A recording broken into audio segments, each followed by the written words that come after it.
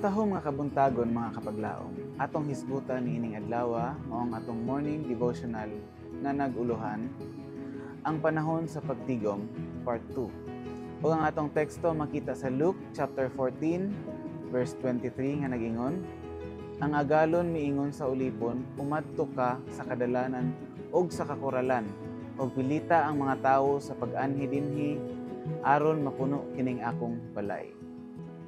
Sa tunga-tunga sa 1847, ang mga pangulo sa mahimo nga mga Sabbatarian Adventism sa kinatibuk-an nahiabot sa pagdawat sa usa sa kasukaranang tinuohan.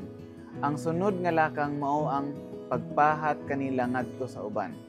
Ang ilang nga nahauna nga paagi mao ang paghimo sa pagsunod nga mga katiguman nga ang tuyo sumala kang James White mao ang paghiusa sa kaigsuunan sa dakong mga kamatuoran nga nagdugtong ngadto sa mensahe sa ikatulong manulunda. Sa 1848, daghang mga Adventista sa New Zealand ug sa kasadpanan nga New York nakatuo sa kamatuoran sa usa o dugang pa sa mga doktrina sa Sabbatarian apan kulang sila sa kinatibuk-ang panagkauyo.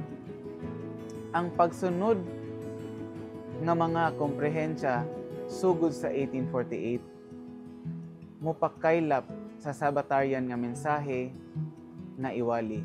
Tungod kay ang mga Sabbatarians, mga shut-door na Adventista nga nagtuo nga ang kahigayunan na sirado na alang sa tanan, gawas ni adtong nagdawat sa mensahe ni Miller, limitado ang mga dinapit ngadto sa mga Adventista na nagdawat sa mensahe sa una nga manulunda ug naglaom sa ikaduha.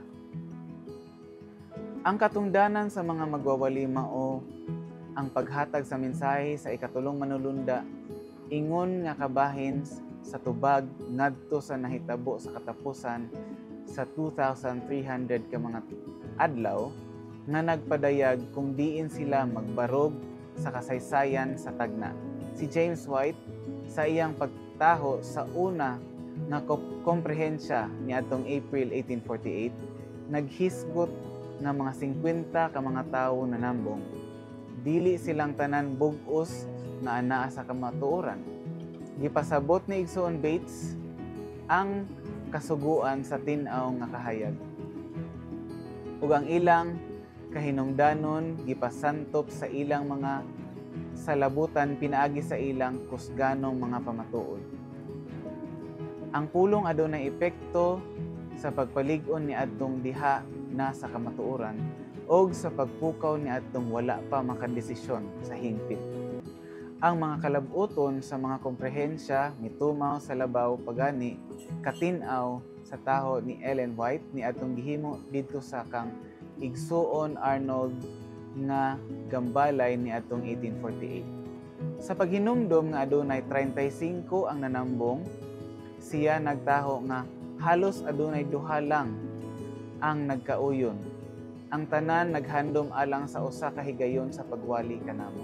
Apan gisultihan sila nga wala kami moanhi gikan sa layo kaayo nga dapit aron pagpaminaw kanila kun dili mianhi kami aron pagtudlo kanila sa kamatuoran. Nalipay usab siya nga nagtan-aw nga human sa kapoy nga katiguman ang mga nangapil naghiusa sa katapusan sa mensahe sa ikatulong manulunda.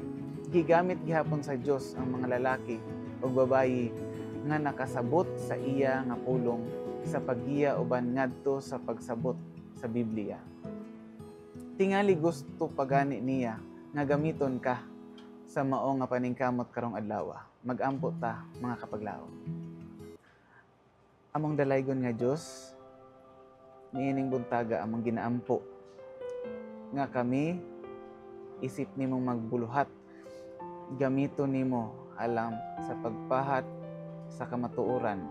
Among mang mabati nga kami nag-inusara o kami gamayra.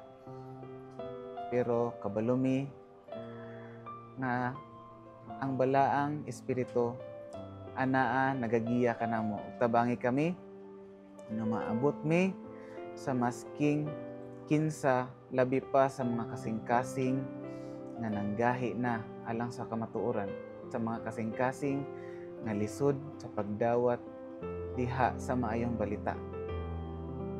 Kami imuhang gihulma isip mga Kristiyano nga isog sa ngalan ni Hesus.